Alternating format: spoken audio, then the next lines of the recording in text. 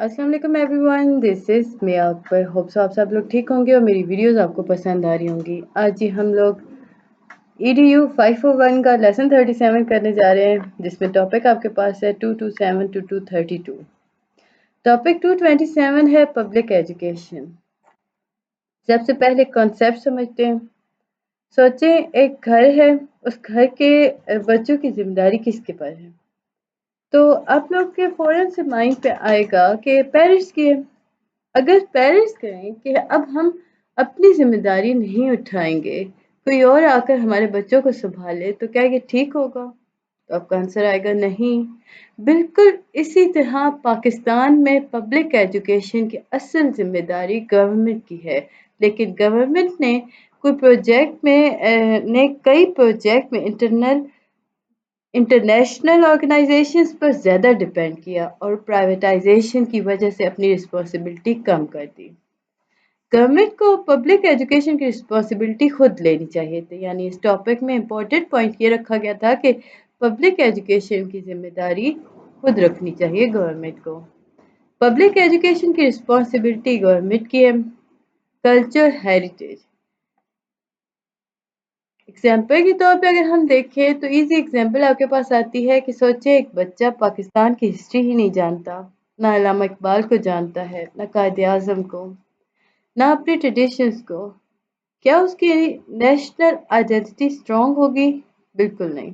इसलिए text book में सिर्फ इंग्लिश या साइंस ही नहीं होती, बल्कि religion, citizenship, health, family values, social norms और नेशनल हीरोज भी शामिल किए जाते हैं, ताकि बच्चे को अपनी हिस्ट्री, अपने हीरोज के बारे में पता हो।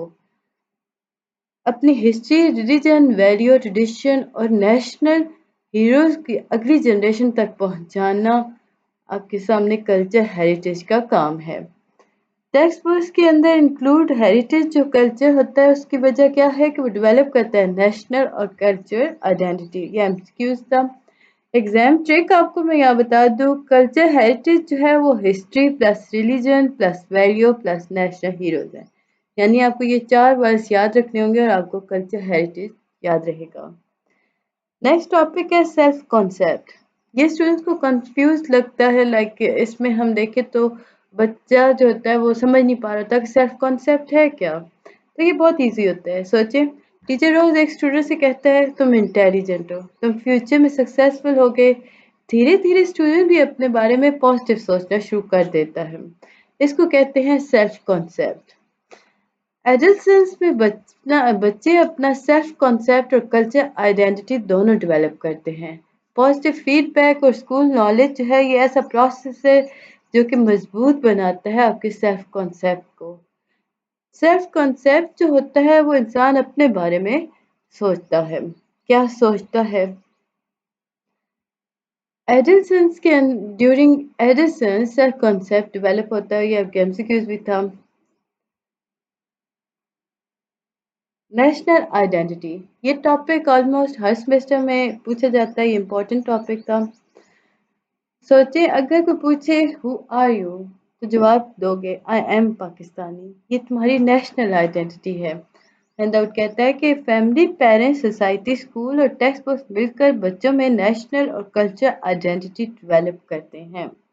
इसमें अगर हम मेन कॉन्सेप्ट की बात करते हैं तो अपने मुल्क से बिलोंगिंग का एहसास जो होता है वो नेशनल आइडेंटिटी कहलाता है। नेशनल आइडेंटिटी डेवलप कैसे होता है? फैमिली, स्कूल, सोसाइटी और टेक्स्ट बुक से। रोल ऑफ एजुकेशन आ गया।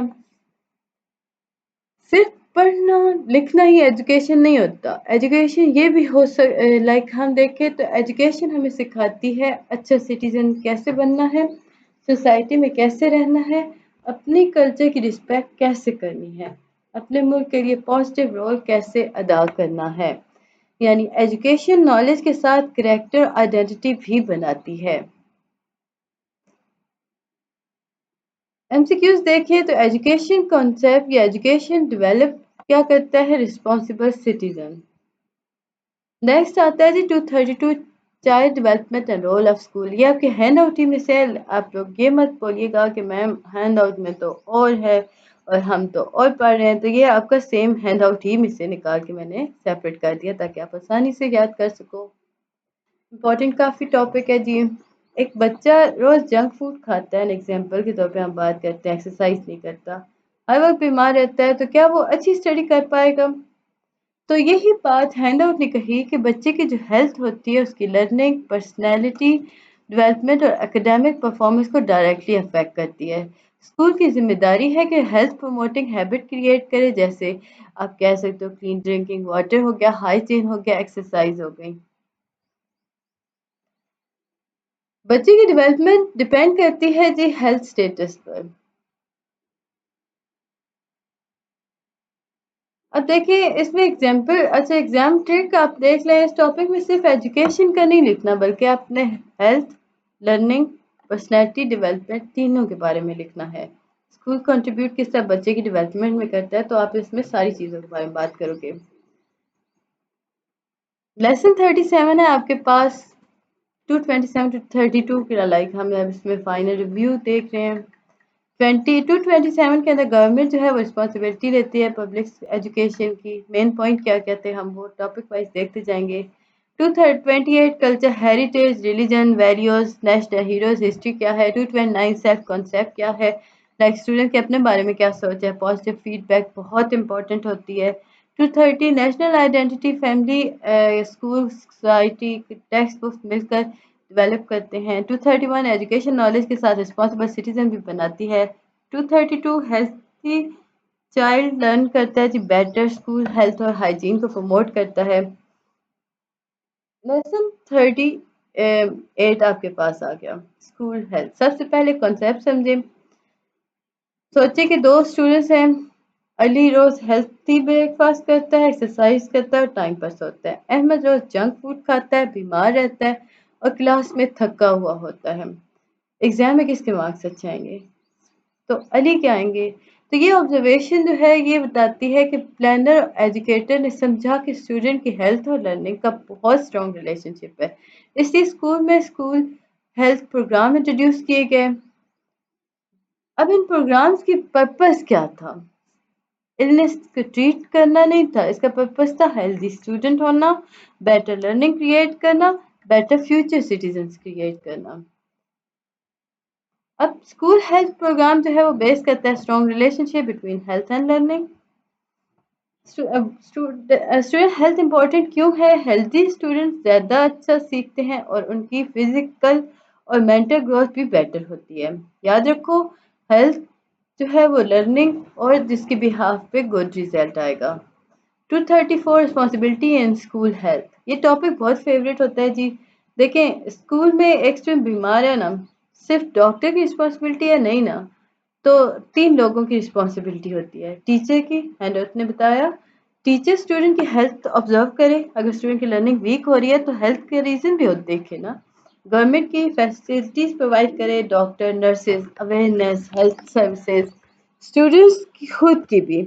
अब स्टूडेंट्स की कैसे होगी? लाइक खुद हेल्दी नहीं रहेंगे बल्कि हेल्थ और हाइजीन का मैसेज अपने पेरेंट्स और कम्युनिटी तक भी पहुंचाएं, और बच्चा जब खुद हाइजीन का अच्छे से ख्याल रखेगा तो ही वो ठीक रहेगा। नेक्स्ट टॉपिक है जी ग्लोबल एक्सपीरियंस। पाकिस्तान अकेला हेल्थ प्रोग्राम बनाए ना तो क्या होगा, और दूसरी तरफ पाकिस्तान यूनेस्को और हेल्थ डिपार्टमेंट के साथ मिलकर प्रोग्राम बनाए, तो कौन सा ज्यादा इफेक्टिव होगा? पार्टनरशिप वाला ना, क्योंकि वो इंसान मिल के कर रहा है। इसलिए हैंडआउट कहता है कि सक्सेसफुल स्कूल हेल्थ प्रोग्राम जिसमें education department, health department, environment department और इंटरनेशनल ऑर्गेनाइजेशन पार्टनर से ज्यादा इफेक्टिव बनाते हैं। मेन कॉन्सेप्ट क्या है? टीम वर्क, जिसमें बेटर स्कूल हेल्थ हो गया। Successful school health programme depend करता है पार्टनरशिप एंड नेटवर्किंग के ऊपर। नेक्स्ट टॉपिक आपके पास आता है जी चाइल्ड का चाइल्ड फ्रेंडली स्कूल क्या होता है। ऐसा स्कूल जहां बच्चा सेफ फील करता है, क्लीन एनवायरनमेंट हो, ड्रिंकिंग वाटर हो, साफ टीचर सपोर्टिव हो, हेल्थ का ख्याल रखा जाए। हैंडआउट कहता है कि इफेक्टिव स्कूल हेल्थ प्रोग्राम जो है वो उस बच्चे को चाइल्ड फ्रेंडली बनाता है और एजुकेशन फॉर ऑल को सपोर्ट करता है। एमसीक्यूज इसमें देख लें, school health programme transform school करता है जी चाइल्ड फ्रेंडली एनवायरनमेंट के अंदर। एजुकेशन फॉर ऑल हम देखें तो एक स्कूल है, एग्जांपल इसलिए मैं आपको दे रही हूँ ताकि आपको आसानी से कॉन्सेप्ट क्लियर हो सके। सोचिए कि एक स्कूल सिर्फ हेल्दी बच्चों को एडमिशन देता है, ये सिर्फ अमीर या सिर्फ अमीर बच्चों को, تو ایجوکیشن فار آل ہوگا نہیں نا. تو ایجوکیشن فار آل کا مطلب کیا ہے؟ تو اس کا مطلب یہ ہے کہ ہر بچے کو ایجوکیشن ملے اور اسکول ایسا ہو جہاں ہر اسٹوڈنٹ سیکھ سکے. اسکول ہیلتھ پروگرام ایک ایسا گول ہے جو سپورٹ کرتا ہے لائک اس میں دیکھیں تو ہیلتھ کو، اسٹوڈنٹس کی ہیلتھ کو، ان کے اٹینڈنس کو، لرننگ دونوں کو امپروو کر ہوتا ہے. ایم سی کیوز دیکھیے تو اسکول ہیلتھ پروگرام سپورٹ کرتا ہے ایجوکیشن فار آل کو. اب اس کے بینیفٹس نیکسٹ ٹاپک میں بتائے گئے تھے. اب تک ہم لوگوں نے کیا سیکھا؟ ہیلتھ پروگرام صرف میڈیسن دیتا ہے.